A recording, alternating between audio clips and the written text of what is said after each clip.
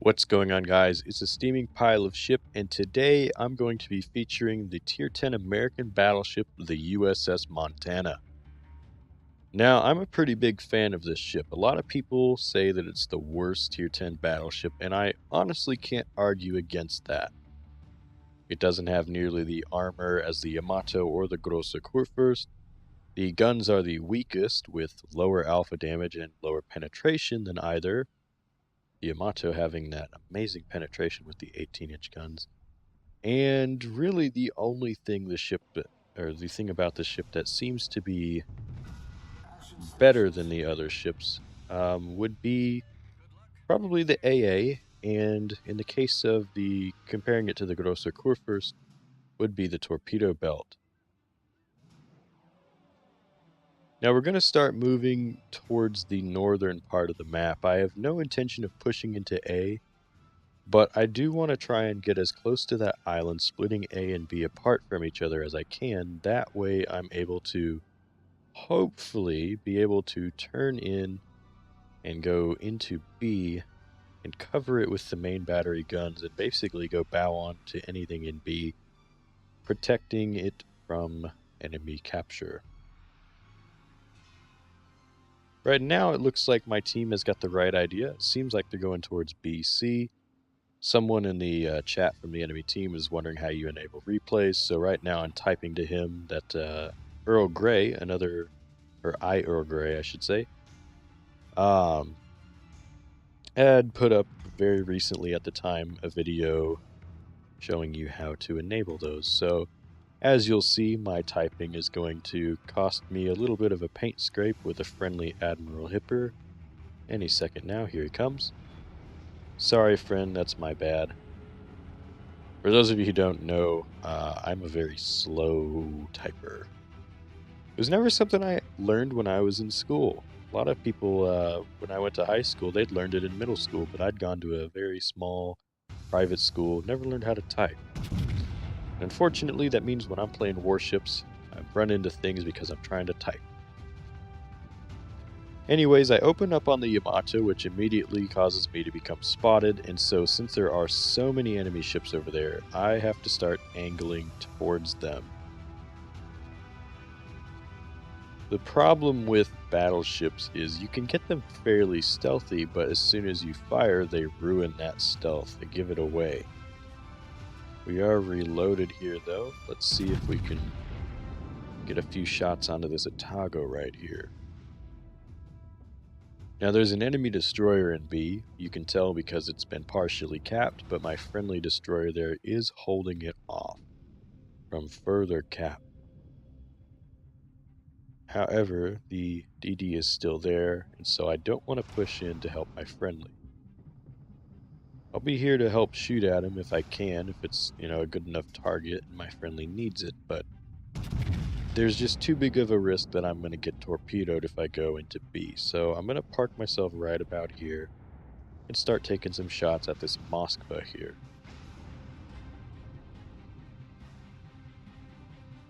He's giving me a lot of broadside. Well, he disappears though. Alright.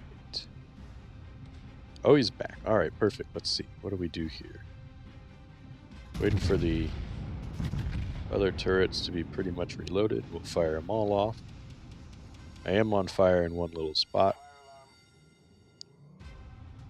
He turned in a little bit, and I don't think I'm gonna... Well, I hit him with 3 excuse me. It's 3 overpins. But no citadels like I wanted. I'm burning in 2 different spots here though, so I'm probably gonna repair that and start healing up some damage. There I go. And let's try once more. Looks like he's slowing down. He's slowing down. These are probably going to all miss. 1 pen. Alright, I'll take it. That's better than them all missing. Again, that would have been a pretty nice salvo if any of those would have connected with his citadel, but unfortunately he's actually playing fairly smart considering the amount of broadside he's giving. He's altering not only his direction ever so slightly, but his speed so that he can juke me out. I've been set on fire once. Fairly luckily, I dodged the torpedoes that the Fletcher sends by virtue of just reversing away from the cap.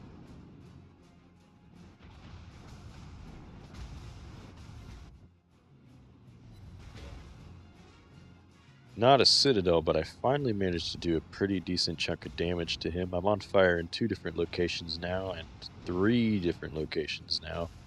And my repair is still on 30 seconds worth of cooldown, so I'm going to be burning for a while. Looks like one of the fires did just burn himself out though, so that's nice. I'm undetected at this moment, so I'm using the time that I'm undetected to try and line up some shots. Oop, detected and undetected. Looks like I think the enemy destroyer might have spotted me for a second there. Firing at the Grosser Kurfürst here because he's giving me perfect broadside, and while I can't citadel the Kurfürst very easily, I can do quite a bit of damage to him. 12,000 right there, in the event of an overpen. Or not an overpen, but just normal damage penetrations. You get a ton of them on there, and it's not a citadel, but it still does quite a bit.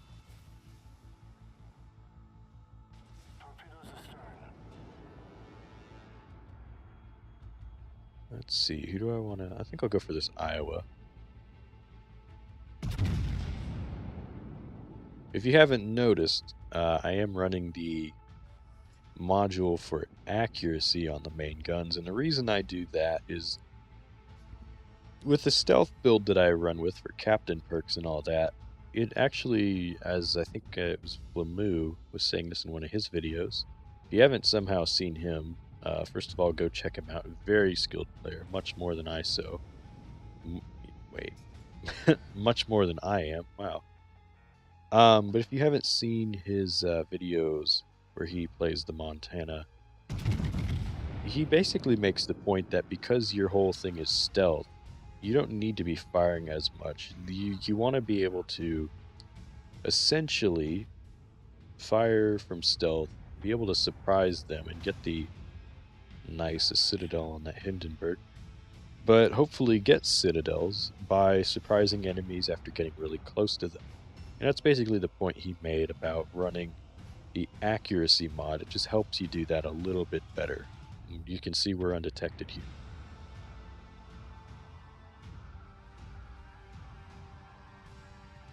I think I'm typing maybe? Not quite sure. Yep.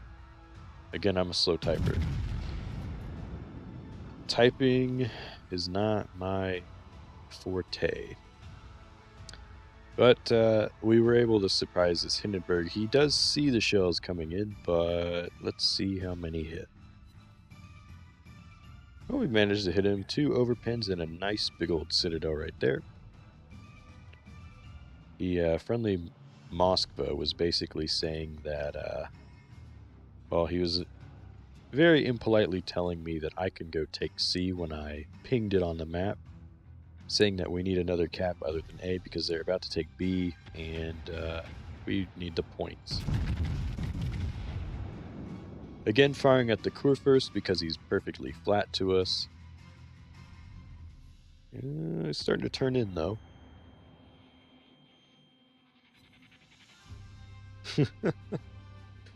Hit him with 5 shells and only one of them did damage. That's one of the things about the Montana. I think I was mentioning this, but your guns just don't have the penetration that the Yamatos or even the Kurfürst with the upgraded 420mm guns have. And it just...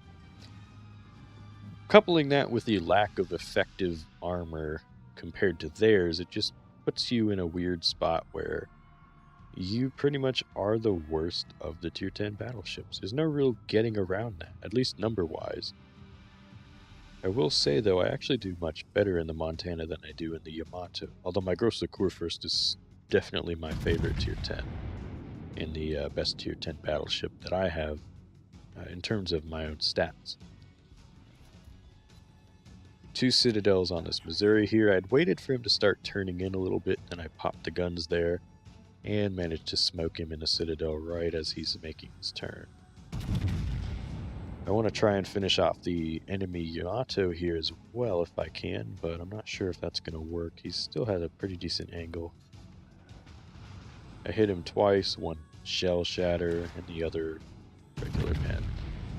This Iowa here, I hope he doesn't get as lucky though. He shouldn't. I was waiting for him. Ooh, nice Citadel. What I was doing was I was waiting for him to basically turn so he would avoid running aground, and as soon as he started turning, I fired the guns. One of them was a Citadel. Popping my scout plane because I believe there's a Fletcher on the other side of that island there. I want to try and spot him. This Missouri is playing a dangerous game.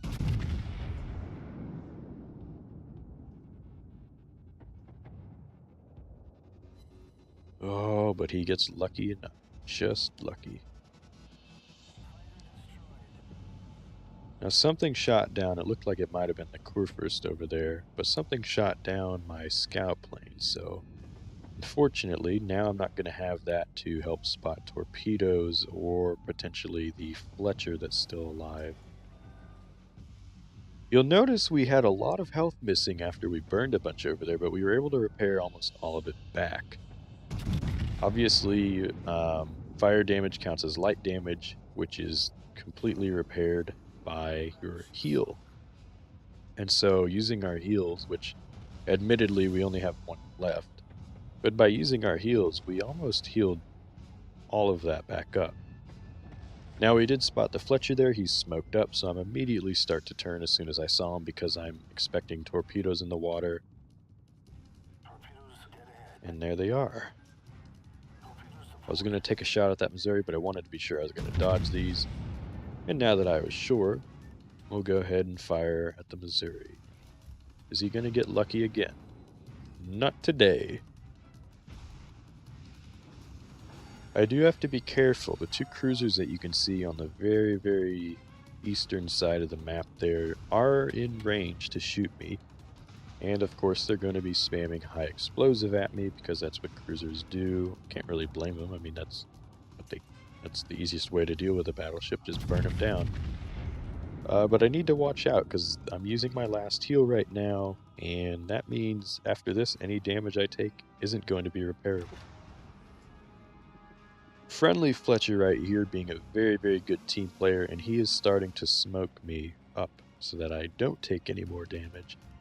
And so very, very thankful for Tear Phoenix, I think? I'm probably not saying that right. I'm sorry. But very big thank you to you for smoking me up, being the true team player there, playing for the victory instead of the damage, you know? He's also up there spotting some torpedoes for me. I think he's trying to kill the enemy Fletcher. And so I'm able to spot the torpedoes that I probably would have blundered into. But thankfully, because of his great positioning and team playing, I won't hit those. I'm going to fire at that Yamato, but he's going to die right before the shells hit. Looks like the front two turrets are reloaded though, so we'll fire them at this broadside Iowa and see what happens. Can we get another Citadel? No, looks like not today. You'll notice right there that we were getting radared. That's because the friendly Missouri noticed there's a smoke screen in front of him and it doesn't belong to his friendly Fletcher, so he finishes off the Fletcher who smoked me. Again, thank you for doing that, friend, but the Fletcher finishes off him. So it's a bit of a trade that was probably ultimately in our favor. Enemy Fletcher down now, and we saw that we missed his torps earlier, so it worked out really well. But definitely not a trade that was in the Iowa or the Missouri's favor because they only have one battleship now and he's about dead. Let's see if it can be me that gets the kill.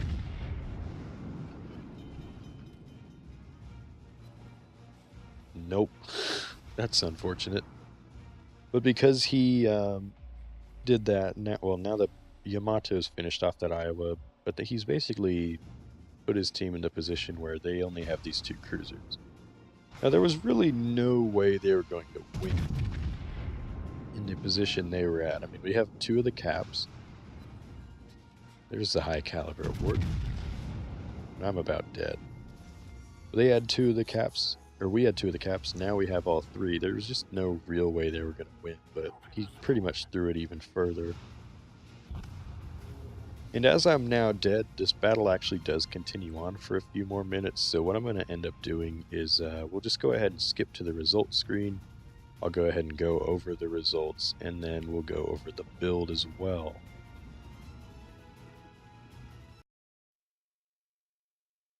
So it probably wasn't too difficult to guess by the way that game was going when I left the battle that we win. We managed to get 500,000 credits with just under 800, or rather, 800,000 experience. That would be nice on one game. But 8,000 experience to be correct, and 400 free experience, 218,000 damage, one ship destroyed, which does seem low for the amount of damage we did, 8 citadel hits, quite nice, and we even assisted in the capture, proving that battleships don't have to snipe from 20 kilometers away from the objective. Top of the team, 2,426 base experience, always nice. I mentioned the high caliber award when we were in battle. We received 177,000 damage with over 3 million potential damage done to us, and that just goes to show that, again, this is a pretty tanky ship, even if it's not the tankiest of the Tier 10 battleships.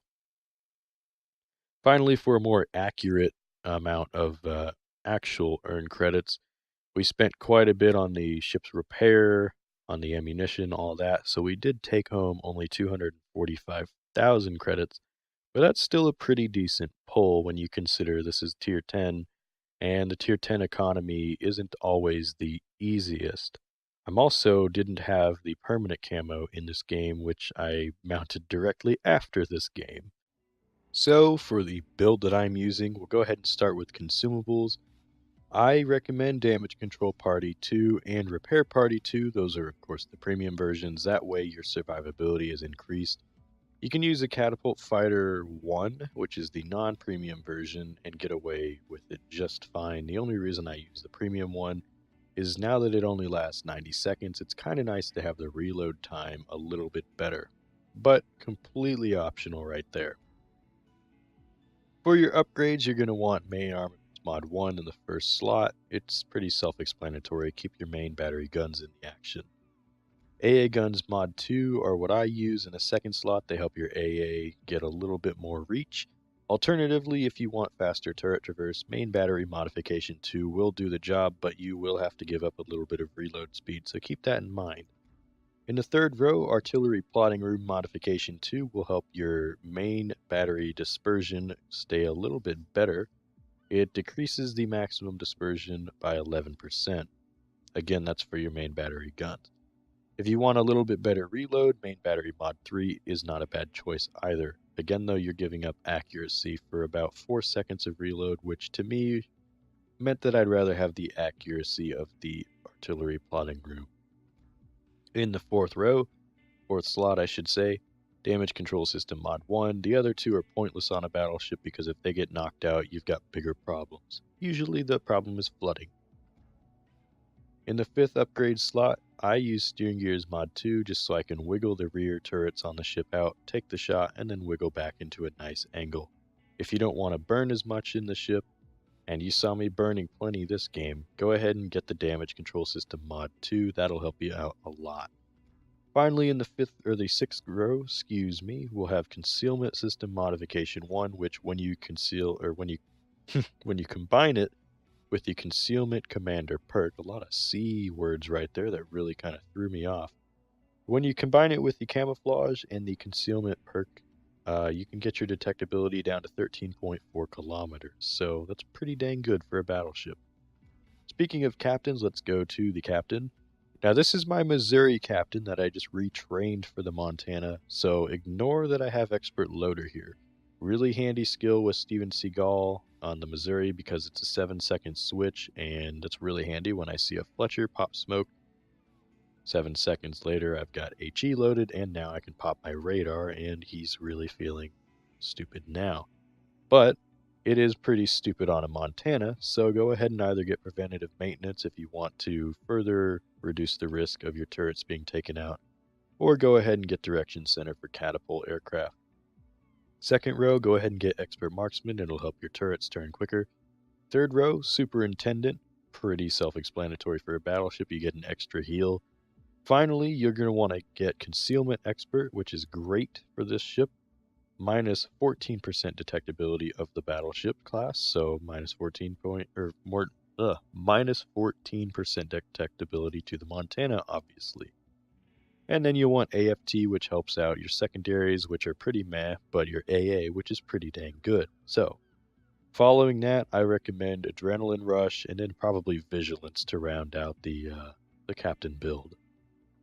I hope you guys have enjoyed this video. If you have, leave it a like and a comment explaining what it was that you enjoyed. Otherwise, if you didn't like it, go ahead and give it a thumbs down, but tell me what it was you didn't like. That way I know what to fix for the next video and what to keep doing right. This is a Steaming Pile of Ships signing off. Thank you guys for watching.